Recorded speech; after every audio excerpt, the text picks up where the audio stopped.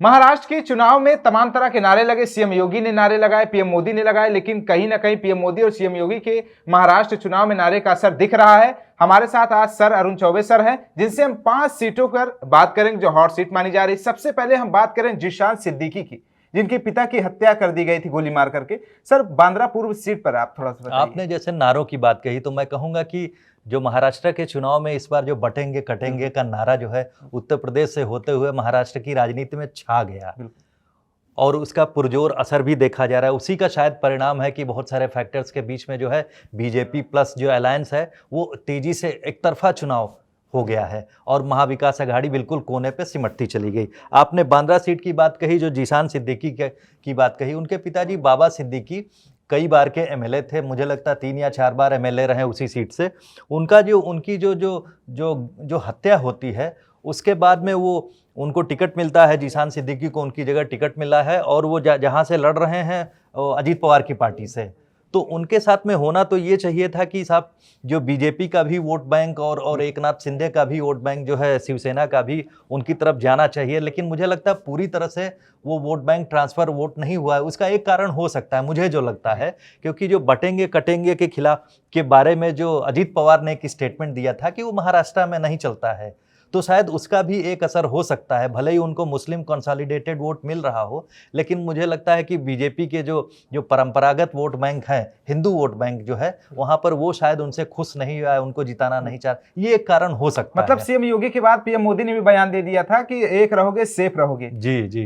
एकनाथ शिंदे वाली सीट पर आपको क्या लग रहा है और शुरू में क्या लगता था? देखिए, एकनाथ शिंदे की सीट जो है बहुत इंपॉर्टेंट है। नागपुर वो थाने रीजन में जो है, जो पंच उसका नाम कोपरी पंच पाखड़ी कहते हैं, तो वहां से जो वो लगातार जीतते हुए आए हैं। और वहां को इस बार आपको इंटरेस्टिंग बात बताऊं कि जो एक अनंत दिघे, बाला साहब ठाकरे के जो बाद बहुत इंपॉर्टेंट नेता हुआ करते थे, अनंत दिघे, वो उनके वो खास एक तरह से चेला या कहें शिष्य कहें, तो जो एकनाथ शिंदे उनके ज़्यादा नज़दीकी हुआ करते थे और वहाँ की महाराष्ट्र की राजनीति में उनकी जो लेगेसी को इनहेरिट करने वाले वो नेता भी माने जाते हैं। इसीलिए आपने देखा होगा कि जो उद्धव ठाकरे हैं उनकी पार्टी ने उनके खिलाफ में जो अनंत दिघे हैं, अनंत दिघे के भतीजे केदार दिघे को खड़ा किया था, ताकि वो जो अनंत दिघे के साथ रिलेट करते हुए कि साहब शिवसेना की अनंत दिघे वाली लिगेसी केदार दिघे के साथ जानी चाहिए, इसलिए उनके खिलाफ सशक्त कैंडिडेट खड़ा किया गया। लेकिन एक तरफा मुकाबला है। एक तरफा एकनाथ शिंदे ने जिस तरह से चीफ मिनिस्टर के रूप में बहुत गंभीरता से काम किया, उनकी कुछ योजनाएं थी, प्लस जिस तरह से वो आप देखेंगे जो शिव सैनिक है उनके बीच में इंप्रेशन है कि जो जनता के बीच से आया हुआ आदमी है वो ट्रू शिव सैनिक है। तो ये फैक्टर बहुत बड़ा फैक्टर है जिसकी वजह से जो है उनके फेवर में होता हुआ दिख रहा है। अच्छा, रुझानों के बाद एकनाथ शिंदे और फडणवीस के घर के सामने मिठाइयां बंटना शुरू हो गई, होली जैसा रंग उड़ा रहे हैं लोग। लेकिन मैं बात करूंगा फडणवीस की सीट को लेकर के। देखिए जो फडणवीस की सीट है नागपुर साउथ वेस्ट, नागपुर यानी दक्षिण पश्चिम की सीट।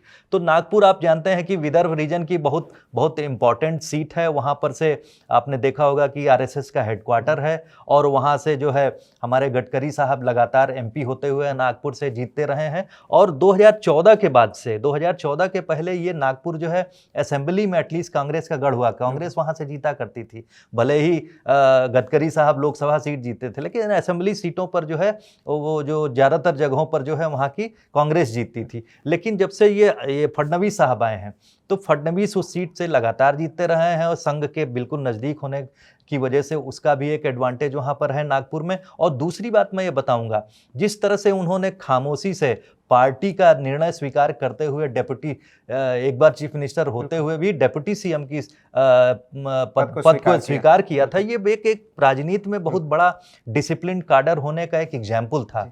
उन सब चीज़ों के साथ में उन्होंने जो इस समय बीच में आपने लोकसभा चुनाव के पहले देखा होगा कि आरएसएस और बीजेपी के बीच में जो है एक मनमुटाव हो गया था, उस मनमुटाव की खाई को पाटने में भी देवेंद्र फडणवीस ने बहुत बड़ा रोल प्ले किया। ये सब कई सारे फैक्टर्स हैं जिसकी वजह से। और मैं एक तीसरी बात बताऊंगा, नागपुर से यानी वहां से एक तीसरे नेता बीजेपी के जो स्टेट चीफ हैं वो भी नागपुर से ही आते हैं।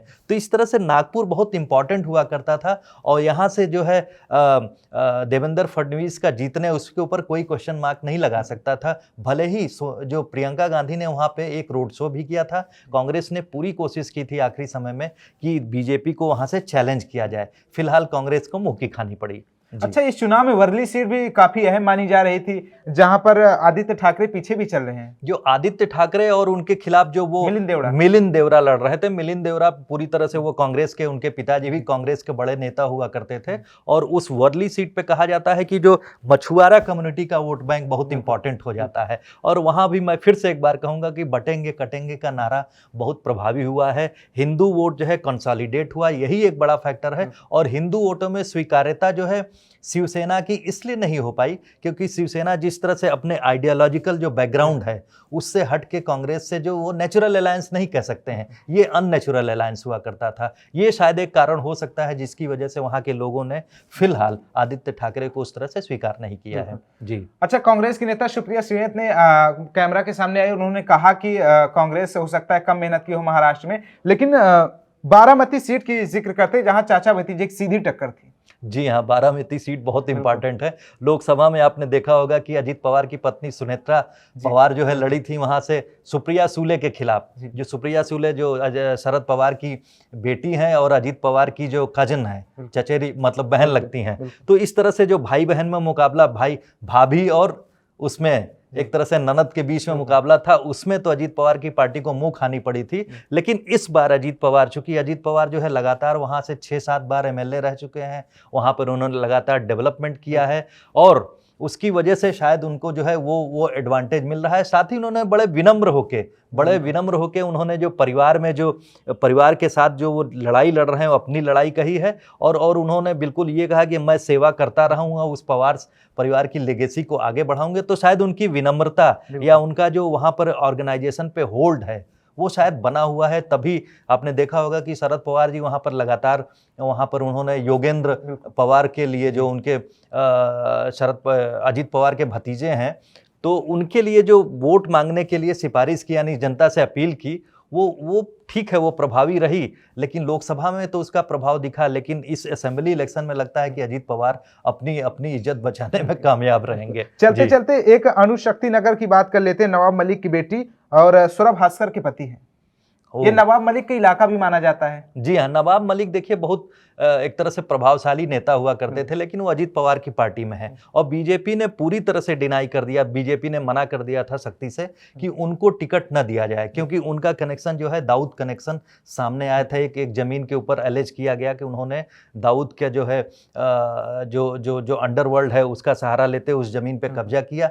तो ये जो इस तरह का एलिगेशन है उसके बीच में बहुत अनपॉपुलर हुए, जेल में भी रहे। इस समय वो उसके जमानत पे छूट के आए हुए हैं। तो उनको अजीत पवार की पार्टी ने जो है एनसीपी अजीत पवार ने उनको भी टिकट दिया, उनकी बेटी को भी टिकट दिया है। तो उनकी बेटी जो है सौरभ भास्कर के हस्बैंड के खिलाफ जो है लड़ रही हैं। वहां पर अभी पूरी तरह से नहीं कहा जा सकता है, लेकिन कुछ देर पहले अभी खबरें आ रही थी कि सौरभ भास्कर के जो हस्बैंड है, हाँ, वो जीत रहे हैं। और थोड़ी देर पहले अभी खबर आ रही थी कि फिर से वो जो है पीछे चले गए हैं। तो वहां पर अभी वो लुका छिपी चल रही है वोटों की। देखते हैं इसमें कौन जीतता है। मतलब देवेंद्र फडणवीस और एकनाथ शिंदे ने कड़ी मेहनत की है, लेकिन योगी और पीएम मोदी के जाने से महाराष्ट्र की राजनीति पूरी तरह बदल गई थी। देखिए, मैं इस पे ये कहूंगा कि योगी का वो नारा बहुत एक तरह से कारगर सिद्ध हो गया और उसके अगेंस्ट में चूंकि मुस्लिम फतवे जारी हुए, वोट जिहाद का नैरेटिव सामने आया, इन सब के बीच में। और साथ में आपने देखा होगा साधु संतों ने धर्म संसद की दिल्ली में भी, और वहां पर भी एक कैंपेन लॉन्च किया गया हिंदू वोटों को एक करने के लिए। तो शायद कांग्रेस की जो कोशिश थी, जो उन लोगों ने कोशिश की थी कि खुले तरीके से मुस्लिम वोटों को हम लोग वो करेंगे, कंसोलिडेट करेंगे, वो उनके ऊपर उल्टा पड़ गया।